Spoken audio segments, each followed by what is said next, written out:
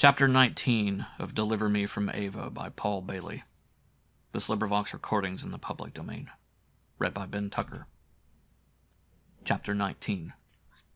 Margot calmly seated herself at the cellar's one chair, pressed fingers to her temples, and studiously gazed at the bloody floor. The events had left me stunned and shaken.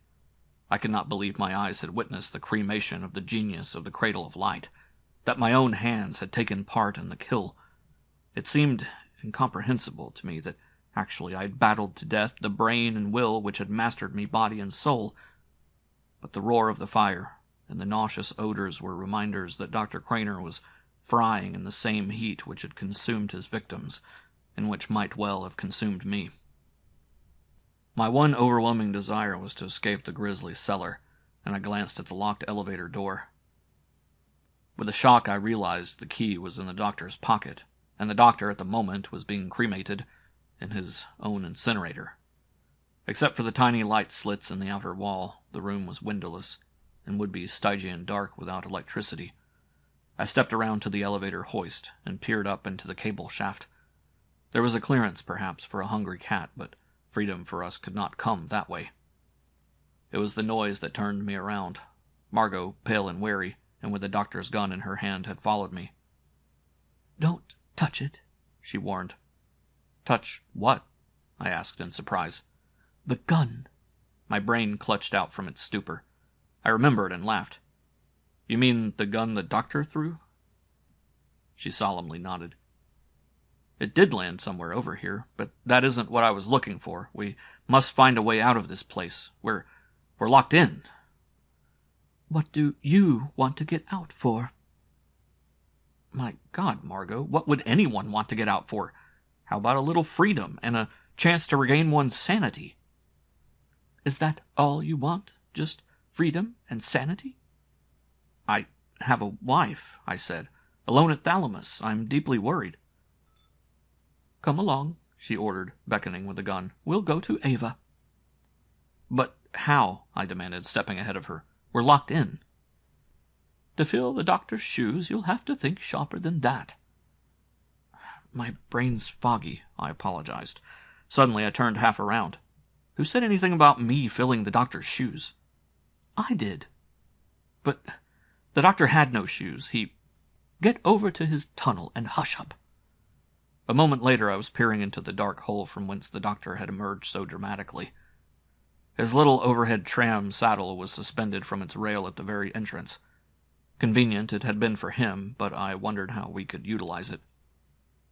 "We can't ride." "Why not?" "Not room. You'd have to fold up like an accordion." "Then we'll fold up," Margot said with finality. "Both of us?" She wagged her head at my apparent stupidity. "We'll go one at a time. Kneel in the cradle. First one through will send the carriage back." "Then I suggest you put the gun away. Ava's on the receiving end of this toy subway, and I need no urging to get through. I'll neither resist nor give trouble, Margot, though I am giddy with thirst and hunger. Would you allow me water before we start?" She pointed the gun at the basement faucet, and then calmly dropped the weapon to her aproned pocket. While I quenched my thirst from the faucet's warm and metallic-tasting water, Margot valved off the gas in the big incinerator. I sensed a morbid temptation to view the glowing ashes of 3 people I once had known, but I turned curiosity aside in a shudder of disgust. Margot already was climbing into the tunnel's mouth, and I watched with interest while she bent herself into kneeling position in order to fit the cramped space of the tram's saddle. "You know, of course, why I'm not letting you go first," she called over her shoulder. "Probably you want to greet me at Thalamus," I said, "with a gun." "I dare take no chances on your getting away, Mark. I'll send back the carriage. Now come along, and I'll show you how it operates." Dutifully I stepped to the tunnel, and in mild interest watched her make ready for the takeoff. "You pull down this lever on the carriage arm, and hold on, like this." There was a whir of the overhead motor, and the next instant Margot had disappeared. I stood alone at the black tunnel's mouth, listening to the dimly echoed sounds of her underground flight. With no one to speak to, the ghosts of the cellar rose to plague and haunt. Aimlessly I wandered about the room, gazing abjectly at the blood spots, Margot's chair, and kicking into the corner one by one the doctor's broken ear buttons. Then suddenly I remembered. and the next moment I was rummaging amidst the switchboards and elevator hoist for the lost gun. I found it deep in the corner, and with a reassuring pat, shoved it to my pocket. Mindful of freedom again, I tried the elevator door, cursed the doctor for having locked it, and stared hopefully once more at the cable shaft which opened upward to the great house. But the hole was too small to consider, the windows equally out of the question, and the tunnel the only possible route for escape. Margot kept her promise about returning the tram for my escape. Had I not been looking rather anxiously toward my journey out, its arrival might have gone completely unnoticed. A slight click and a dying whir of its motors were all that indicated presence at the cradle of light, of the ball-bearing wonder which had served the doctor in place of legs. Since its load capacity had been engineered for but half a man, it was necessary for me to execute almost a knee-and-chest crouch in order to fit myself to its cradle and avoid having my limbs bruised and torn by the pipes and conduits which lined the tunnel. When I had settled myself to its web-like nest as comfortably as my stature would allow, I took one last glance over my shoulder at the cellar room which had been seen to such ruthless death and misery, and at the great incinerator whose gas fire had consumed 3 human bodies before my eyes. I felt the gun in my pocket, thought of deliverance, and pressed the lever. Instantly I was flying through the darkness, the dank air wraithfully brushing by me, my body swaying like a bag of oats from a whirring mechanism which rolled through the gloom like a thing alive. And like the changing stream about me came the rush of new thoughts and new problems. What lay ahead? What was I to do when I reached Thalamus?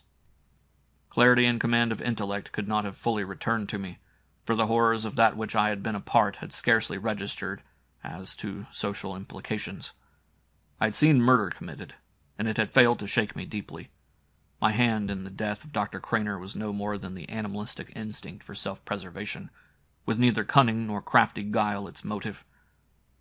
Had I truly been in command of my intelligence in the moment, my legal turn of mind would have been jousting with such problems as how to escape the net of evidence now sown about me. How might I flee to my abandoned outer world? And when that was done, how in honor's name I might convince a jury of any innocence of mine in the murder and cremation of 3 people?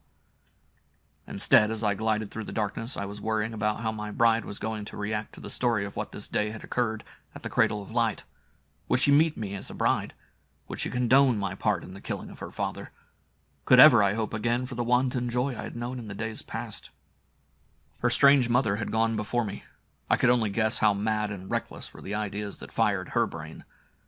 The motors ceased whirring, the tram glided to a gentle stop, and though still in darkness, I knew I was at Thalamus.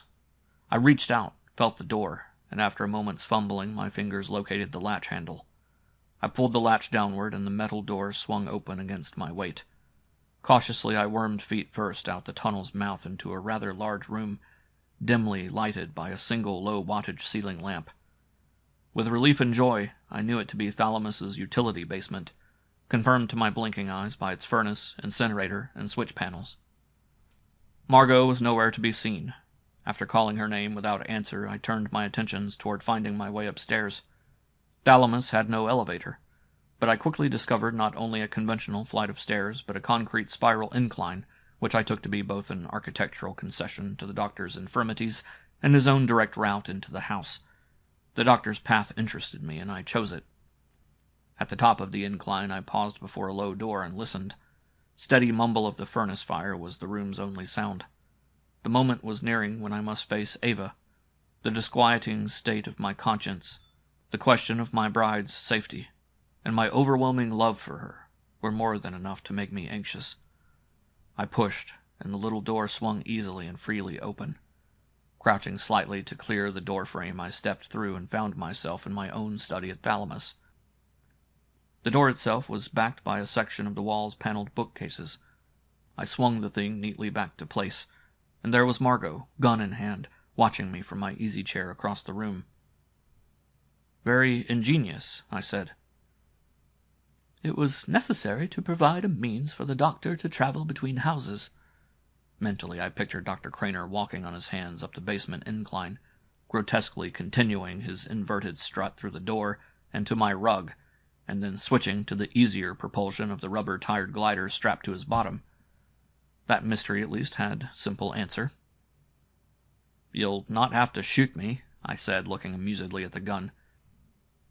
She She gave me an odd and embarrassed sort of smile, but she pocketed the gun. "I'm sure you'll not try to run away," she said. "It's Ava I'm anxious to see." "Ava will be asleep," Margot said. "She's in her cycle. I suggest we both clean up before seeking her." I rubbed a battle-bruised hand over my shorn scalp, glanced down at my soiled, unpressed attire, and nodded agreement. "I'll meet you here in half an hour," she said. "And don't worry about me running away," I chuckled.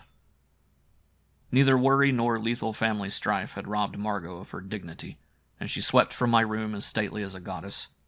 I slipped the revolver into my desk drawer and turned immediately to my bath.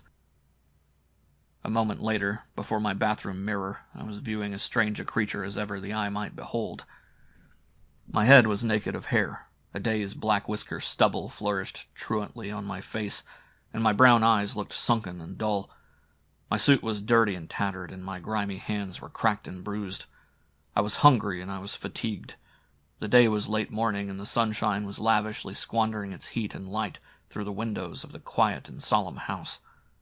I determined on breakfasting with my bride, and the resolve itself acted on me like a happy tonic.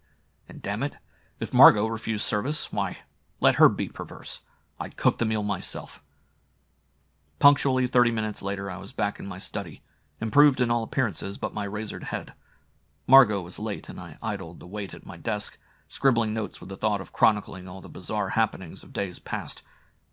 As I wrote, the sequential course of my experiences began rising so vividly to my imagination that Margot was forced twice to call from the door before I was aware of her presence.